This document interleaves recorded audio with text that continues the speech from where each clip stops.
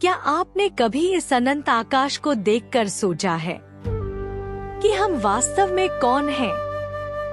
क्या यह सब कुछ जो हमें दिखाई देता है केवल एक संयोग है, या इसके पीछे किसी दिव्य चेतना का एक बहुत बड़ा अनसुलझा रहस्य छिपा है? वैज्ञानिक कहते हैं कि हर पदार्थ के भीतर इलेक्ट्रॉन बिना रुके, बिना किसी सहारे के घूम रहे हैं। लेकिन क्यों? उपनिषदों ने इसी स्वयं संचालित ऊर्जा को अनहत नाद कहा है, बिना किसी टकराव के उत्पन्न होने वाली ब्रह्मांड की रहस्यमयी ध्वनि। ओम। शून्य में गूंजती यह ध्वनि क्या हमारी आत्मा की ही आवाज है? जरा सोचिए, पृथ्वी का गुरुत्वाकर्षण हर चीज को नीचे खींचता है, फिर एक नन्हा सा पौधा उस खिंचाव को चीरकर आकाश की ओर कैसे बढ़ता है? कौन सी वो दैविक लेविटेशन शक्ति है जो उसे ऊपर खींच रही है? और आखिर में जरा एक राजा की कहानी सुनिए, जिसकी 4 रानियां थी। जब उसकी अंतिम घड़ी आई तो सबसे सुंदर शरीर रूपी रानी ने मुंह मोड़ लिया। धन संपत्ति रूपी रानी ने भी साथ छोड़ दिया और रिश्तेदारों रूपी रानी केवल श्मशान घाट तक ही गई। अंत में केवल एक ही रानी उसके साथ उस पार गई, उसकी अपनी आत्मा। क्या आप उस अनंत चेतना को, अपनी उस पहली और असली रानी को भूल तो नहीं गए हैं? आइए इस शोर शराबे से दूर ब्रह्मांड के इस सबसे गहरे रहस्य में गोता लगाएं और खुद को खोजें। आज का विषय बड़ा ही गहनतम विषय है। आज का विषय है अस्तित्व चेतना की दिव्य अभिव्यक्ति है। इसका क्या रहस्य है? Existence is divine play of consciousness, a mystery. तो पहले सारांश में समझो, ब्रह्मांड की चेतना की शक्ति पूर्ण रूप से सब ओर विस्तृत है। सब कुछ इस चेतना की शक्ति में ही घटता है, इसी में सब उत्पन्न होता है और फिर इसी में विलीन हो जाता है। पदार्थ के प्रत्येक परमाणु में ये शक्ति विद्यमान है। परमाणु में जो इलेक्ट्रॉन होते हैं वो घूमते रहते हैं। इलेक्ट्रॉन इस शक्ति के माध्यम से ही घूमते हैं। इन इलेक्ट्रॉन की सतह परिवर्तन होने से ही पदार्थ का रूप और क्षमता बदल जाती है। यही शक्ति पृथ्वी के गर्भ में है, सागर में है तथा चारों ओर विद्यमान है। इस शक्ति की उपस्थिति में ही सब कुछ घटता है। यही मानव में एक आत्मा है और ब्रह्मांड में ब्रह्म की शक्ति है। दूसरे रूप में यही अनंत नाद है, यही ब्रह्म की ध्वनि है। इसमें ही शक्ति है, यानी ध्वनि में भी शक्ति है। यही ध्वनि की शक्ति जब सूक्ष्म कणों के संपर्क में आती है तो प्रकाश की उत्पत्ति होती है और ये प्रकाश चारों ओर ब्रह्मांड में विस्तृत हो जाता है।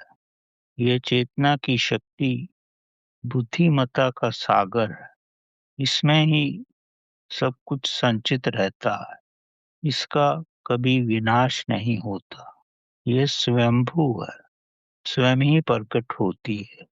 इसका रहस्य जानना असंभव ही है। यही प्रभु है, यही ब्रह्म है और यही आत्मा है। अब इसे विस्तार से समझने का प्रयत्न करते हैं। हमारे चारों ओर अस्तित्व चेतना की दैविक लीला है।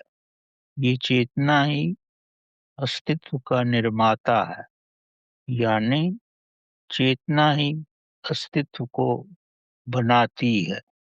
वास्तव में अस्तित्व ही ब्रह्मांड की दैविक चेतना की लीला है।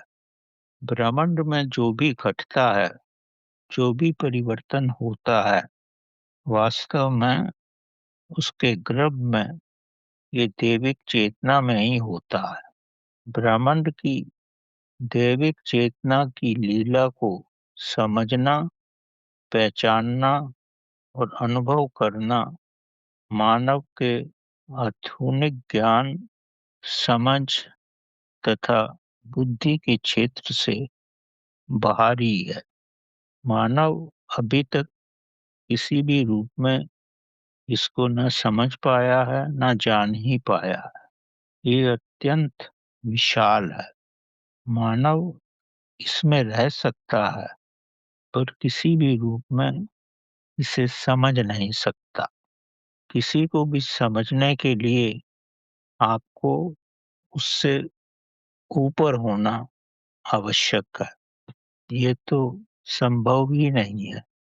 जहाँ से मानव की उत्पत्ति हुई है, वो उससे ऊपर तो जा ही नहीं सकता।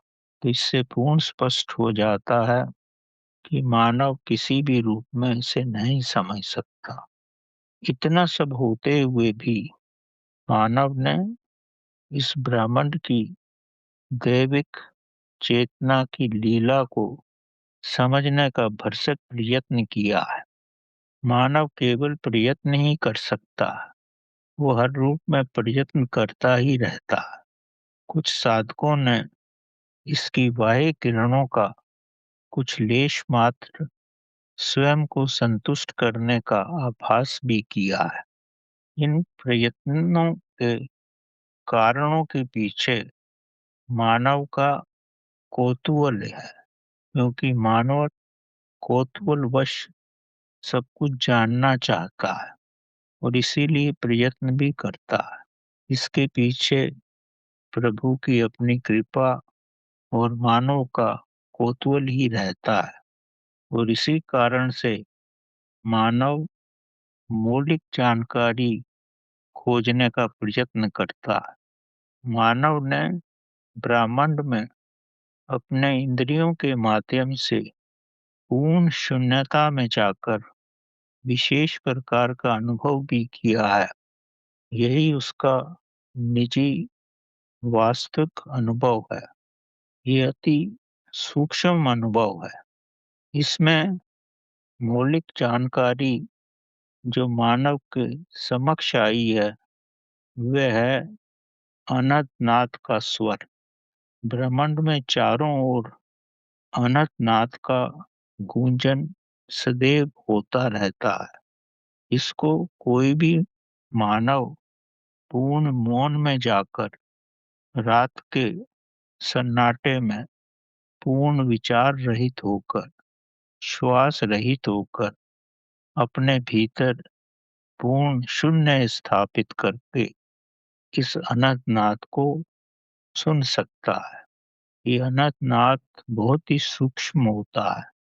ये ऐसे होता है जैसे एक हाथ की ताली बज रही, यानी जब मानव स्वयं में पूर्ण मौन होता है, तभी ब्रह्मांड की मौन ध्वनि का उसे बड़ा ही सूक्ष्म आभास होता है। ये ओम की ध्वनि होती है। बड़े गहनतम रूप से अगर शांत अवस्था में इसे सुनने का प्रयत्न किया जाए, तो ये ओम की ही ध्वनि है। नासा के वैज्ञानिकों ने ब्रह्मांड के शून्य में इसे यंत्रों द्वारा प्रमाणित भी किया है। ये ध्वनि बिना संघर्ष से उत्पन्न हुई ध्वनि है। हम जानते हैं कि कोई भी ध्वनि दो पदार्थों के टकराव से पैदा होती है, और ये ध्वनि किसी के भी टकराव से उत्पन्न नहीं होती। ये दो पदार्थ के टकरावों से उत्पन्न नहीं होती। ये सूक्ष्म ध्वनि की ऊर्जा नाम मात्र ही होती है। इसमें कोई वेग नहीं होता। कभी कहा जाता है, जो एक हाथ की ताली को सुन सकता है, वही इस ध्वनि का आभास कर सकता है। उपनिषदों ने इस ध्वनि को अनंतनाद की संज्ञा दी है। इसका कंपन और इसकी शक्ति का अनुभव शून्य की महाअवस्था में ही होता है, यानी जब मानव के चारों ओर शून्य हो, उसके भीतर भी श्वासों और विचारों की पूर्ण शून्यता हो, स्थित प्रज्ञ हो, तभी इस ध्वनि का आभास होता है।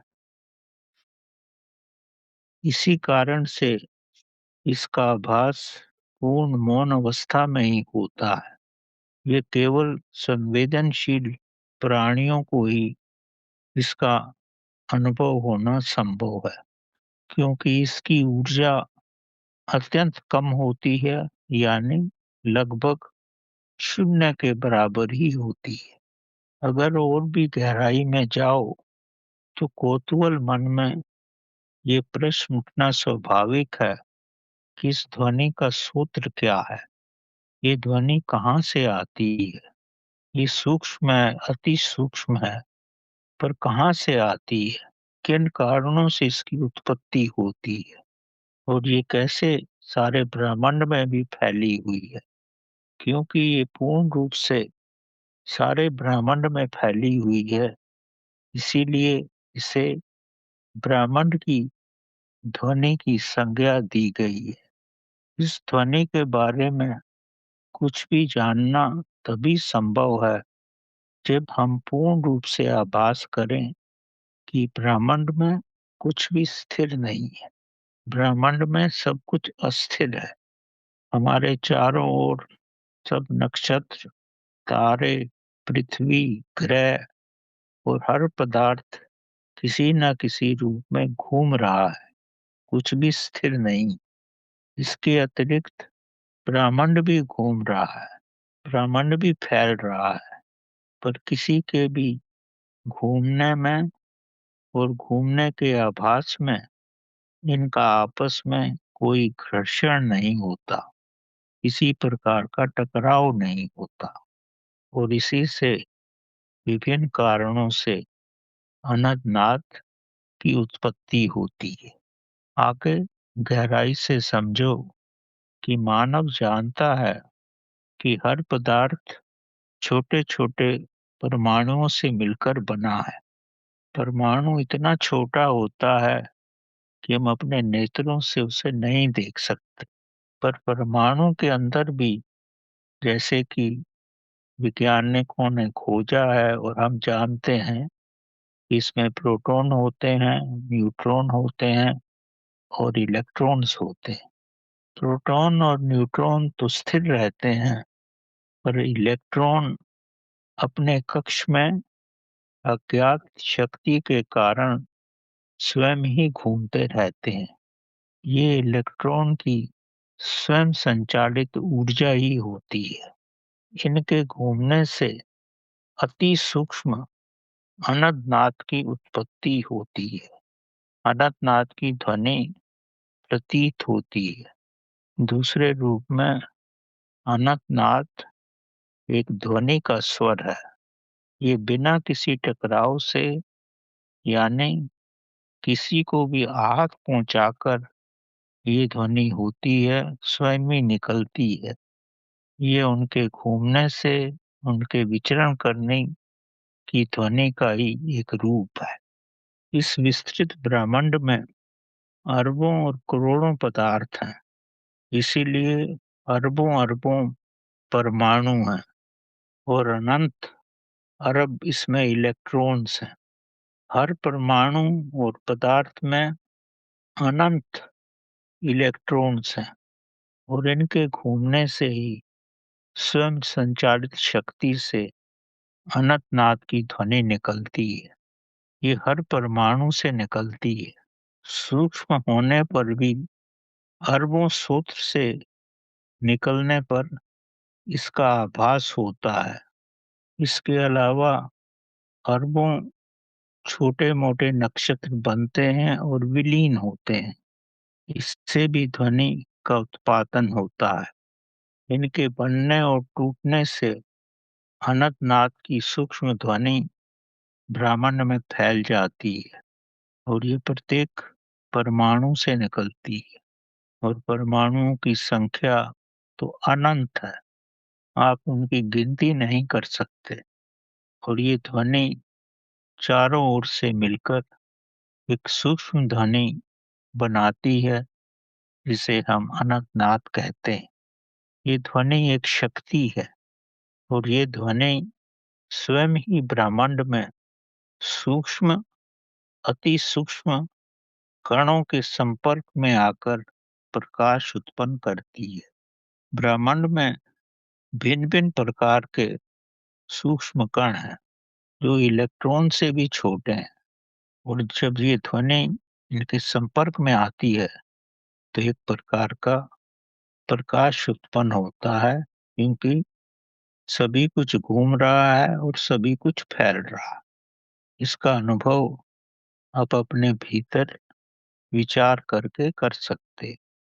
ये मिलन बड़ी गति और वेग से होता है क्योंकि ब्रह्मांड में प्रकाश से अधिक गति का विस्तरण हो रहा है क्योंकि ब्रह्मांड प्रकाश की गति से भी अधिक गति से विस्तृत हो रहा है, फैल रहा है।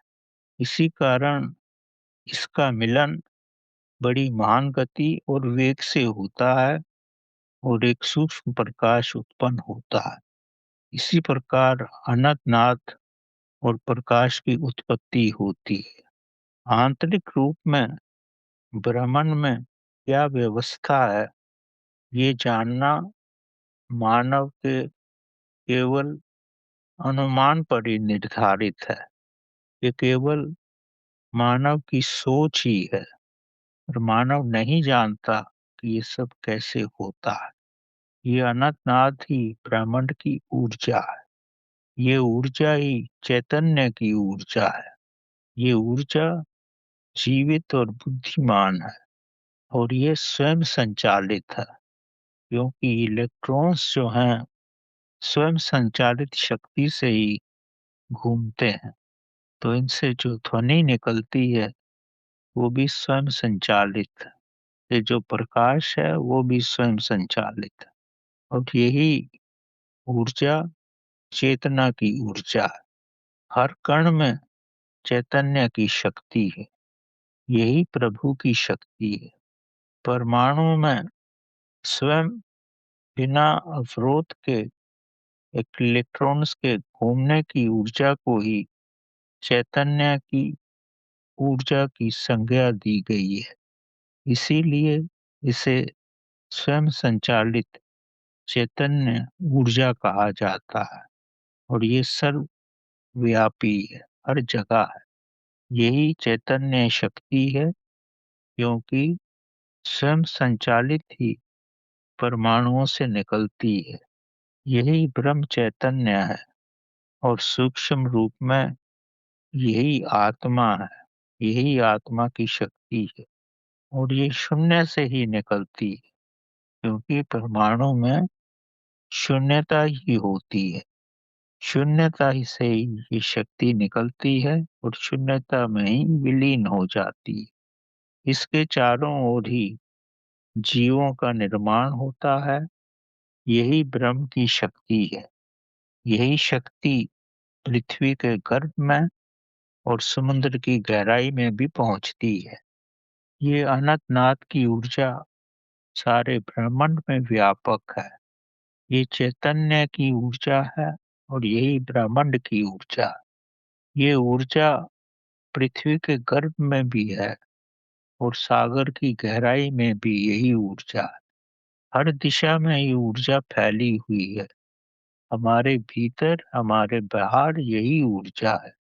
हम इसमें ही पैदा होते हैं और विलीन हो जाते हैं और यही आध्यात्मिक शक्ति है।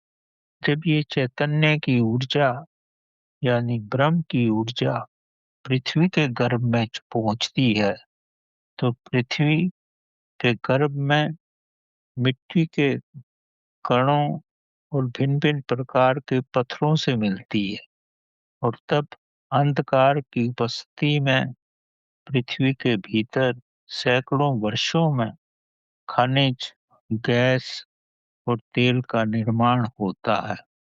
वास्तव में ये ब्रह्म चेतना का भूमि की शून्य चेतना का अंधकार में मिलन है।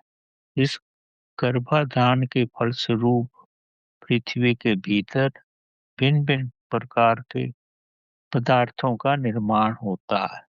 भौतिक प्रक्रियाएं भी होती हैं और भिन्न-भिन्न प्रकार की दैविक प्रक्रियाएं भी होती हैं। इन सब का अनुभव करना मानव के ज्ञान से बहुत दूर है। ये सब मानव के गहन चेतन के अनुभव से भी बहुत दूर है। सागर की गहराई में भी, समुद्र के जल में इस ब्राह्मण चेतना के मिलन से अंधकार की उपस्थिति में और वायु की अनुपस्थिति में, जब वायु नहीं रहती और इसके फलस्वरूप सागर में भिन्न-भिन्न प्रकार के मोती उत्पन्न होते हैं, गैस बनती है, तेल आदि भी हम सागर से, गर्भ से निकालते हैं।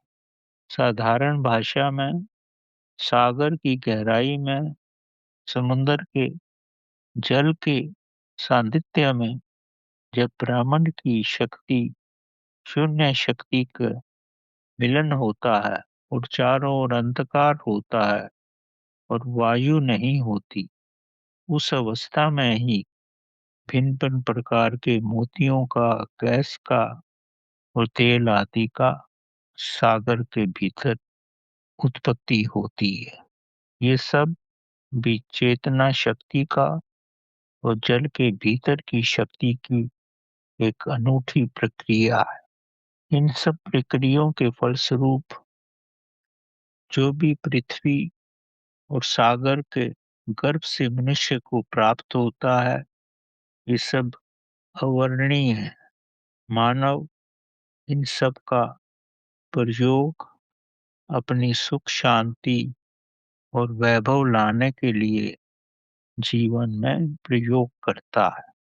बड़ा ये रहस्यमय और वैज्ञानिक अनजाना और ना सुलझा हुआ ज्ञान, इसके साथ ये भी है कि ब्रह्मांड की शक्ति पृथ्वी की गुरुत्वाकर्षण शक्ति से कई रूपों में अधिक विस्तृत और महान है।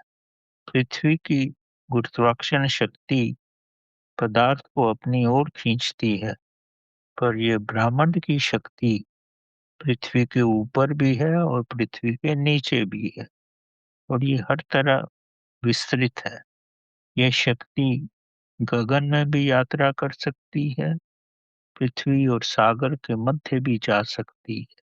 इस ऊपर जाने वाली शक्ति के माध्यम से ही पौधा पृथ्वी से निकलकर विशाल वृक्ष बनता है, जबकि पृथ्वी की शक्ति उसे अपनी ओर नीचे खींचती है, पर इस ब्रह्मांड की शक्ति पौधे को आकाश की ओर ले जाती है।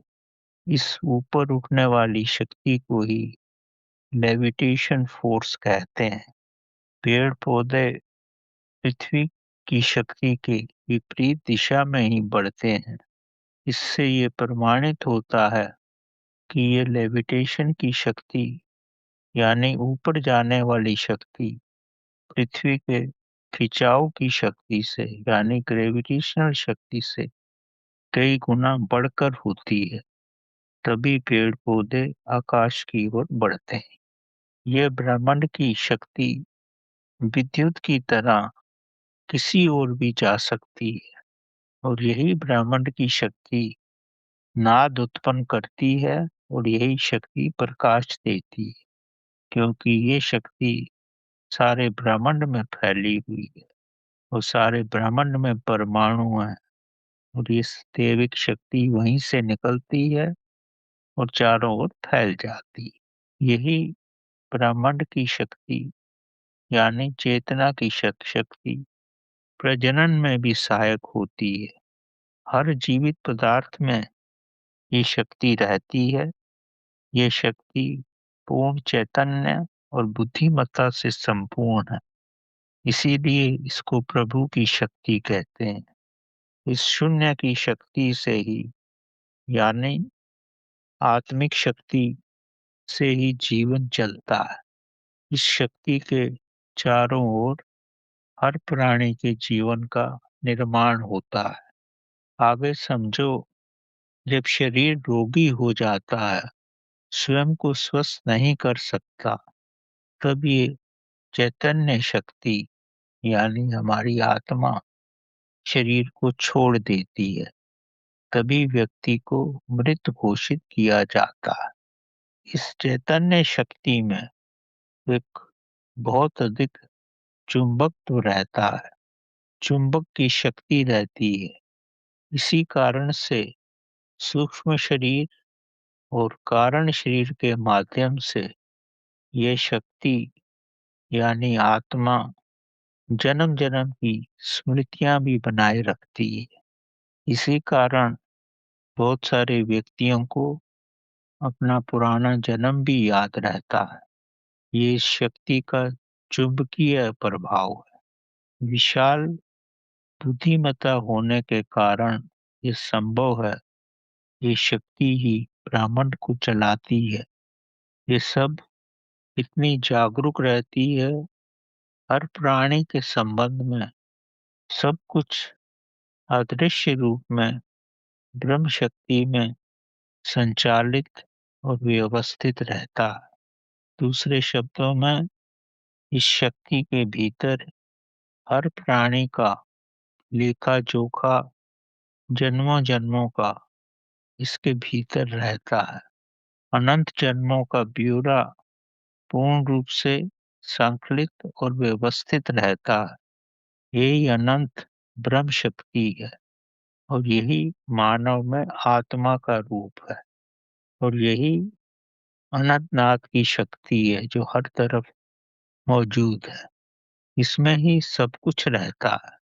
अब ये समझो, ये कितना अचंभित करता है कि ये ब्रह्मांड कितना विशाल है, कितना बुद्धिमान है। ये अनंत और असीमित है। आपके विचार और सोच से इतना ऊपर है कि आपकी दृष्टि भी वहां तक नहीं पहुंच सकती। और गहराई से समझो, जितने भी पदार्थ हमारे चारों तरफ हैं, वे सब इस शक्ति का ही एक घनत्व रूप है। इसी कारण से हर पदार्थ को ऊर्जा में परिणत किया जा सकता है। यानी पदार्थ, ऊर्जा और शक्ति में कोई भी अंतर नहीं। मानव शरीर भी तिरंगे छोड़ता है। जिस प्रकार की तरंगें उसके भीतर चल रही हैं, यही उसकी प्रभुता है। यानी जिस प्रकार की शक्ति का आपके भीतर विकास है, वैसे ही तरंगें आपका शरीर भी छोड़ता है। उदाहरण के लिए, हिमालय के योगी स्वामी राम का शरीर राम की तरंगें ही छोड़ता था। रात के सन्नाटे में इन्हें स्पष्ट रूप से सुना गया था। इसका मुख्य कारण यही था कि वो प्रतिपल राम की धुन में ही रहते थे। उनका शरीर राममय हो गया था और वो शरीर राम की तरंगें ही छोड़ता था। इसी प्रकार ब्रह्मांड जो है, अनंत नाद के रूप में ओम की तरंगें छोड़ता है। आप खुद अनुभव कर सकते हो, जब मानव शरीर जिसकी आयु 50 से 100 वर्ष है, वो तिरंगे छोड़ सकता है, तो ये ब्रह्मांड जो अरबों और करोड़ों वर्षों से भी अधिक आयु का है, उसकी तरंगें कितनी महान होंगी और वो सर्वव्यापी होंगी। केवल हम में उस सुनने की शक्ति होनी चाहिए। इसीलिए ब्रह्मांड पूर्ण रूप से जागरूक है, संवेदनशील है, बुद्धिमान है और हमारा हर प्रकार से जन्मों जन्मों का हमारा ब्यौरा इस ब्रह्मांड में है। इससे कुछ भी छुपा हुआ नहीं। आप ये मत समझो कि आप कुछ कर रहे हो तो ब्रह्मांड उसके प्रति अज्ञान है, उसको नहीं पता है। पर ब्रह्मांड सब कुछ ही जानता है, क्योंकि उसके भीतर ही आप सब कर रहे हो। वो महान संवेदनशील है, तो इसलिए सब कुछ ही बड़ा रहस्यमय और अचंभित करने वाला है। जैसा शरीर तरंगें छोड़ता है, वैसा ही संपूर्ण ब्रह्मांड भी तरंगें छोड़ता है। ये शरीर की चुंबकीय होने की किसी न किसी रूप में स्पष्ट प्रदर्शन करना मात्र है। इससे स्पष्ट प्रदर्शन होता है कि सब कुछ ब्रह्मांड में चुंबकीय है। इससे ये भी स्पष्ट हो जाता है कि एक चुंबकीय दीवार अगर ब्रह्मांड में बनाई जा सकती है, वायुमंडल में इसको स्थापित किया जा सकता है और ये कंपित भी हो सकती है। अगर ये चुंबकीय दीवार ब्रह्मांड में बनाई जाए, तो मानव का सारा ब्यौरा आदि इसमें संकलित हो सकता है। जब सारा ब्यौरा इसमें संकलित हो सकता है, तो मानव को हार्ड डिस्क और क्लाउड आदि की भविष्य में आवश्यकता नहीं होगी, क्योंकि मानवकृत चुंबकीय दीवार में सब कुछ ही संकलित किया जा सकता है। भविष्य में मानव किसी न किसी रूप में इस ओर प्रगति कर पाएगा। इससे स्पष्ट हो जाता है कि ब्रह्मांड सूक्ष्म रूप में सब संचालित और व्यवस्थित करता है और ये पूर्ण चैतन्य है। सारा ब्रह्मांड इस प्रकार समझ सकते हो कि ये चेतना की एक महान अंतहीन लीला है। सारा ब्रह्मांड चेतना की शक्ति है। मानव इस शक्ति में ही निवास करता है। इसीलिए ब्रह्मांड हर रूप में सब कुछ जानता है। ब्रह्मांड की चेतना ही विश्व की शक्तियों को भी नियंत्रण रखती है। हर रूप में पूर्ण अनभिव्यक्ति रहती है। ब्रह्म चेतना के जरे जरे में शक्ति है। इस शक्ति के कारण ही इलेक्ट्रॉन भी घूमते हैं और अनंत नाद का स्वर करते हैं। दूसरे शब्दों में, हर परमाणु से भी यही शक्ति निकलती है। यही अनंत नाद की ध्वनि है और इस ध्वनि को विद्युत ऊर्जा में ब्रह्मांड स्वयं ही अपने कणों द्वारा परिणत कर देता है। सब कुछ स्वयं संचालित होता है। इसीलिए ब्रह्मांड भी प्रकाशवान होता है।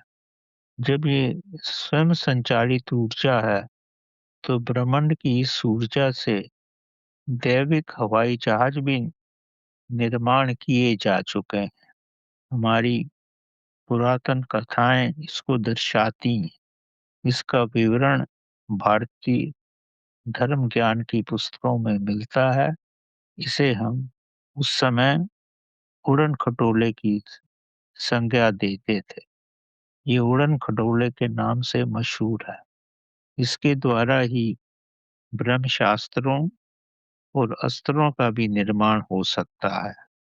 ये सब ब्रह्म ऊर्जा से चलाए जा सकते हैं और ब्रह्म ऊर्जा से ही व्यवस्थित भी किए जाते हैं। कृष्ण भगवान के हाथों का जो सुदर्शन चक्र है, वह भी इस दैविक ऊर्जा का प्रत्यक्ष उदाहरण है। ये सुदर्शन चक्र भी प्रभु दैविक ऊर्जा के द्वारा ही चलाते थे। मानव भी अपनी चेतना की शक्ति द्वारा, अगर चेतना की शक्ति का विकास किया जाए, तो वह भी संचालित कर सकता है, बना सकता है, चला भी सकता है। यही दैविक ब्रह्म ज्ञान है। ये सब कुछ चेतना की शक्ति पर ही आधारित है। दैविक ऊर्जा यानी ब्रह्म चेतना, ब्रह्म शक्ति द्वारा ही कुछ भी संभव हो सकता है। भविष्य में समय आने पर ये सब कुछ मुमकिन हो सकता है। पदार्थ की ऊर्जा को दैविक ऊर्जा में परिणत किया जाता है। इस ऊर्जा को दैविक ऊर्जा में मानव चेतना द्वारा ही रूपांतरित किया जा सकता है।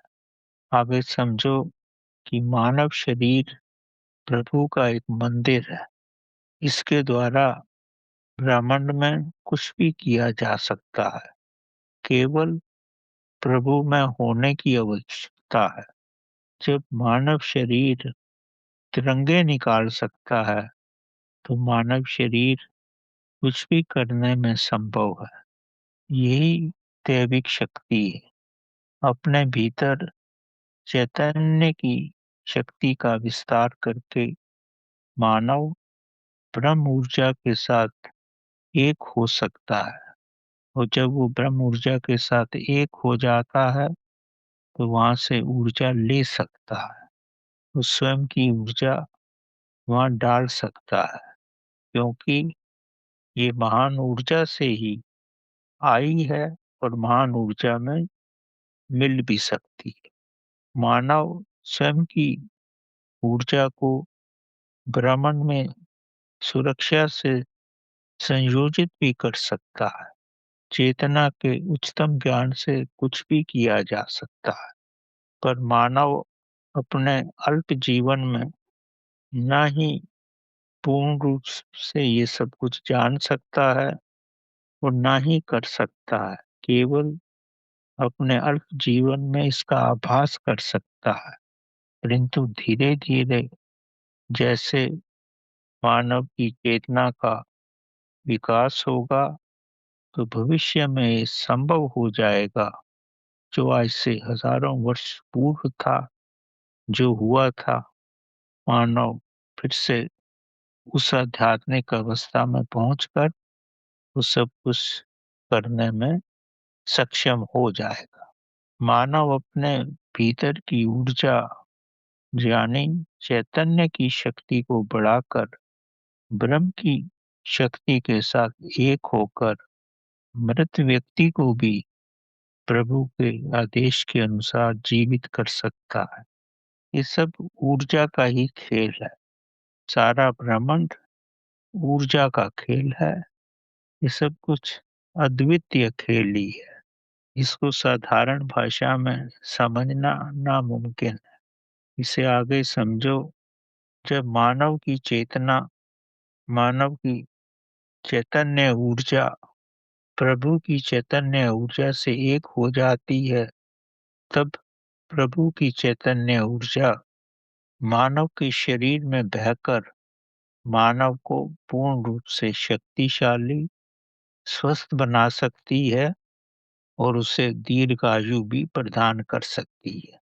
तब मानव आधुनिक मानव के भौतिक नियमों से संचालित नहीं होगा। वे प्रभु के गहन गुणतम नियमों के अनुसार ही व्यवस्थित होगा, क्योंकि वो प्रभु की शक्ति के साथ एक हो गया है। ये तो स्वाभाविक है कि मानव को भौतिक शरीर छोड़ना पड़ता है, क्योंकि शरीर नश्वर पदार्थों से मिलकर बना है।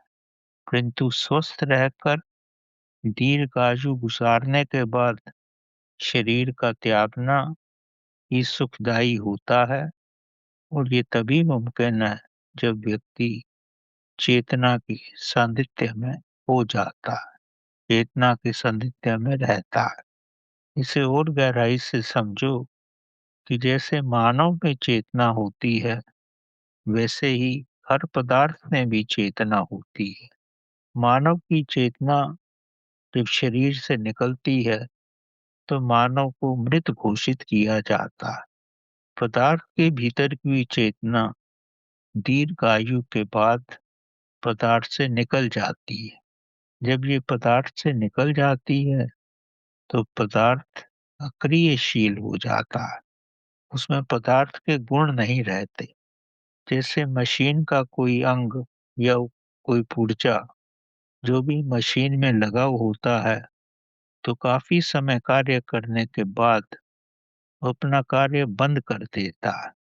इसे ऐसे समझो कि उसकी आयु अब समाप्त हो गई है।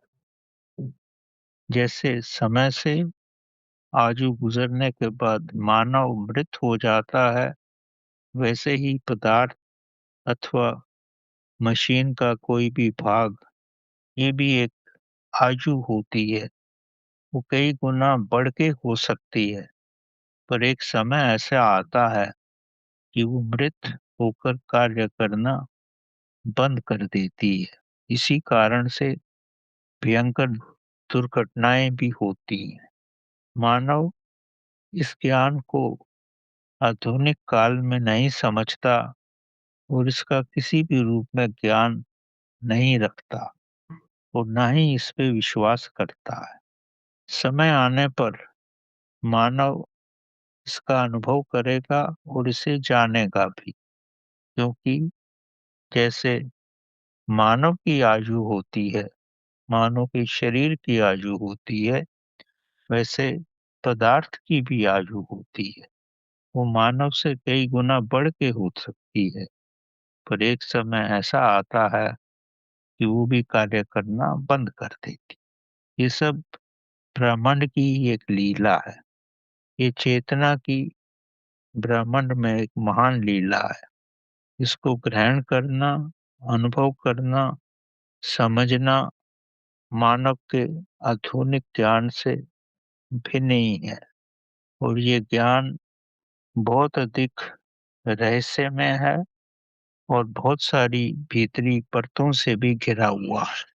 ये पूर्ण रूप से समझो कि ब्रह्मांड की चेतना पूर्ण बुद्धिमान है, अप्रत्यक्ष रूप में वही विश्व को भी संचालित करती है। इसका प्रत्यक्ष प्रमाण है कि दूसरे विश्व युद्ध के बाद जब बहुत सारे युवक सैनिकों की मृत्यु हो गई थी, तो बहुत सारे देशों में पुरुषों की संख्या बहुत कम हो गई थी। उसी कारण से युद्ध के बाद लगभग सभी महिलाओं ने पुत्र को ही जन्म दिया। यही ब्रह्मांड की महान बुद्धिमत्ता है, क्योंकि ब्रह्मांड इस विश्व में स्त्री और पुरुषों का अनुपात लगभग बराबर ही रखती है। द्वितीय विश्व युद्ध के बाद लगभग सभी महिलाओं के पुत्र होने से यही प्रमाणित करता है कि ब्रह्मांड की चैतन्य शक्ति महान है और ये ब्रह्मांड की शक्ति, आत्मिक शक्ति विश्व को भी किसी न किसी रूप में नियंत्रित करती है। अब एक कथा के माध्यम से आप समझ सकते हो। अक्सर महान चेतना पर आधारित कथाएं लगभग शून्य मात्री है। बिना कथा के भी व्यक्ति ध्यान की गहराई में जाकर चेतना के रहस्यमय ज्ञान का किसी न किसी रूप में आभास कर सकता है। लेकिन अगर व्यक्ति चेतना की गहराई में नहीं जाएगा, तो उसको यह आभास करना संभव नहीं होगा। मानव जीवन में भौतिक शरीर, धन धान्य और संबंधियों का गहरा महत्व होता है और मानव भीतरी चेतना से संबंधित होकर ही जीता है। मनुष्य की मृत्यु के बाद भौतिक शरीर उसको तत्क्षण छोड़ देता है। उसका धन धान्य किसी न किसी रूप में उसकी शोभा यात्रा में प्रयोग होता है और उसके संबंधी उसे शमशान घाट में लाकर छोड़ देते हैं। अंत में उसकी चेतना ही मृत्यु के पश्चात उसके साथ जाती है, क्योंकि चेतना तो सर्वव्यापी है, वो कोई भौतिक शरीर नहीं है। वो मानव के जन्म से पहले भी थी और मृत्यु के बाद भी रहती है। इसीलिए चेतना में सब कुछ संकलित रहता है और पुराने जीवन का भी ब्यौरा चेतना में ही रहता है। हर नव जीवन में ये चेतना ही उसके साथ पुनः आती है और मानव प्रत्येक जीवन में चेतना के प्रभाव से ही विकसित होता है। मानव स्वयं भी इसको योगा से, प्रभु प्रेरणा से और भिन्न भिन्न प्रकार की विधियों से विकसित करके ब्रह्म चेतना के साथ एक करने में सफल हो जाता है।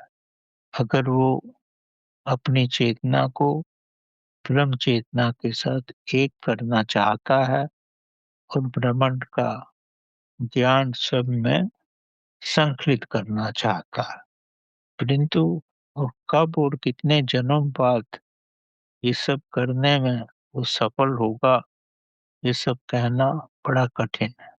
लेकिन अगर व्यक्ति परिश्रम करता रहे तो उसमें कुछ ना कुछ विलक्षण प्रतिभा आ ही जाती है।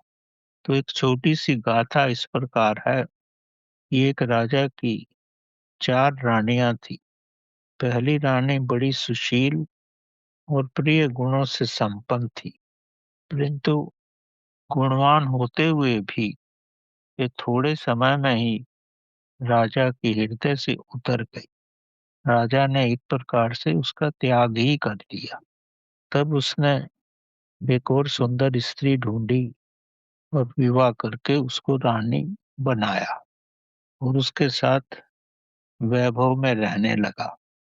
जब उस रानी के साथ वैभव में रहकर वह संतुष्ट हो गया, तब उसने उस रानी को भी त्याग दिया। तब उसको महावैभव में रहने की इच्छा हुई। तो महावैभव में रहने के लिए उसने एक और अति सुंदर रानी से विवाह किया। मानव तो कभी संतुष्ट होता ही नहीं है, परंतु जब वह इस वैभव में रहकर भी संतुष्ट हो गया, तो उसने इसको भी त्याग दिया।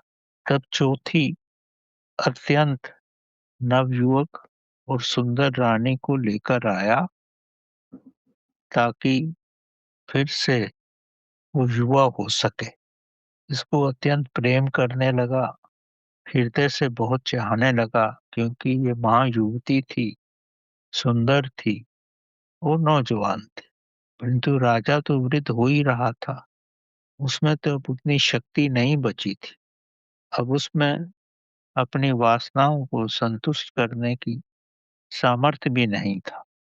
जीवन की तो एक सीमा होती है और यौवन का भी एक निर्धारित समय होता है।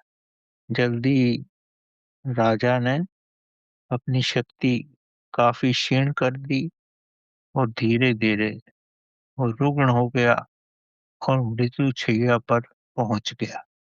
जब मरने वाला था, तो नवयुवक रानी के पास गया और बोला कि क्या तू मेरे साथ दूसरे लोक में जाएगी?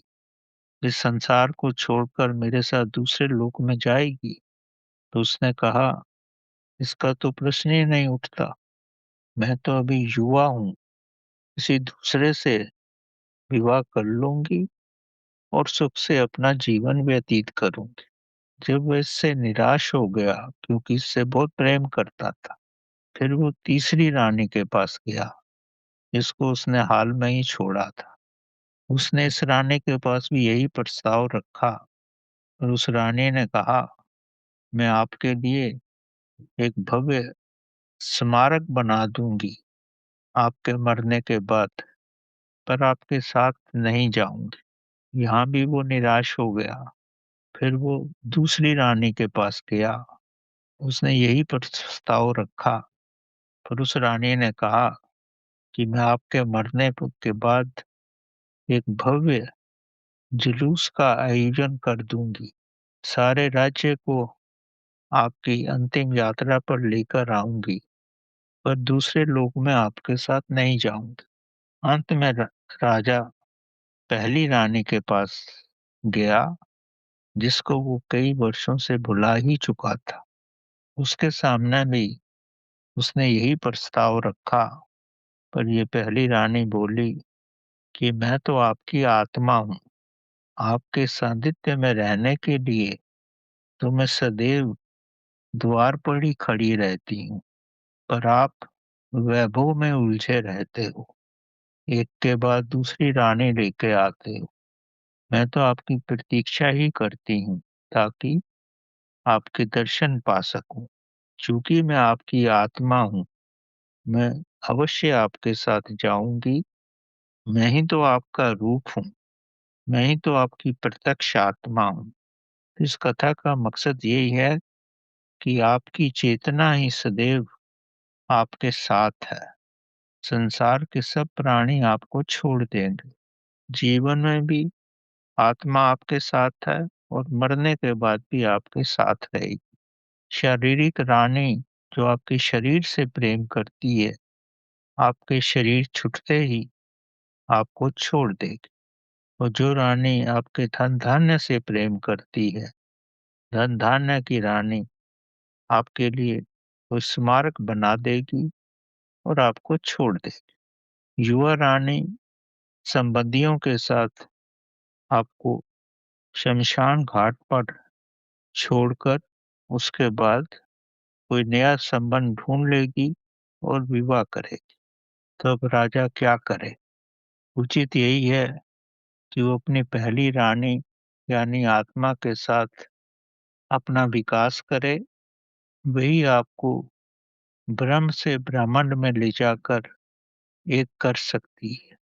तो सारांश यही है कि जीव में जो चेतना है, जो आत्मा है, उसी का विकास करें और प्रभु मैं हूँ, सदैव आत्मा के साथ ही रहें, तभी दिव्य चेतना की अभिव्यक्ति करना जीवन में संभव हो जाएगा।